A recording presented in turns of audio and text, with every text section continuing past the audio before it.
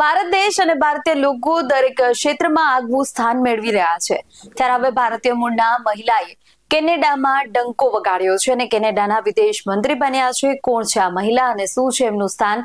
ચાલો જોઈએ આ અહેવાલમાં. નમસ્કાર, BS9 TV ન્યૂઝમાં હું છું આપની સાથે જાસ્મીન.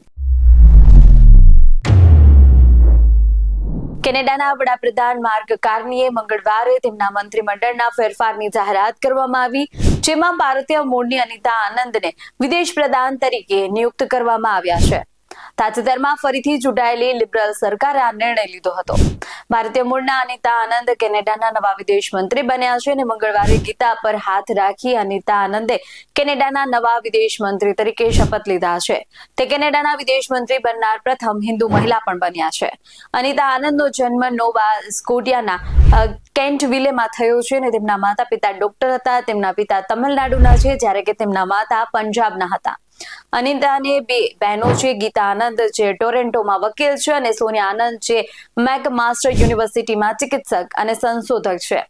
આ વર્ષની શરૂઆતમાં જસ્ટિન ટ્રુડોના સ્થાને આવી ગયેલા અને ગયા મહિને ચૂંટણી જીતનાર કોર્નેએ મેલાની જોલીના સ્થાને અનિતા આનંદને વિદેશ પ્રધાન તરીકે નિયુક્ત કર્યા છે. અનિતા આનંદે અગાઉ સંરક્ષણ પ્રધાન સહિત અનેક ભૂમિકાઓ સંભાળી છે. મંગળવારે અનિતા આનંદે ગીતા પર હાથ રાખી નવા વિદેશ મંત્રી તરીકે શપથ ગ્રહણ કર્યા છે.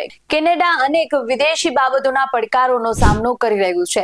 કોર્નેની સરકારમાં મેલાની જોલીને ઉદ્યોગ મંત્રી તરીકે નિયુક્ત કરવામાં આવ્યા છે. કેનેડા અને યુનાઇટેડ સ્ટેટ્સ વચ્ચેના વેપાર યુદ્ધ દરમિયાન ફ્રાન્કોઇસ ફિલિપ શેમ્પેને નાણામંત્રી તરીકે પોતાનું પદ જાળવી રાખ્યું છે, જ્યારે કે ડોમિનિક લેબ્લેન્ક વેપાર મંત્રી બની ગયા છે.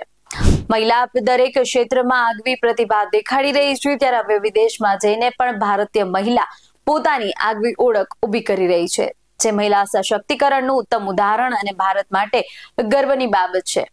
તો આવા જ વધુ અહેવાલો સાથે મળતા રહેશું. તમે અમારી YouTube ચેનલને સબસ્ક્રાઇબ કરવાનું, અમને Facebook અને Instagram પર ફોલો કરવાનું ભૂલશો નહીં. બાકી અવનવી અપડેટ માટે આપ જોતા રહો BS9 TV ન્યૂઝ. નમસ્કાર.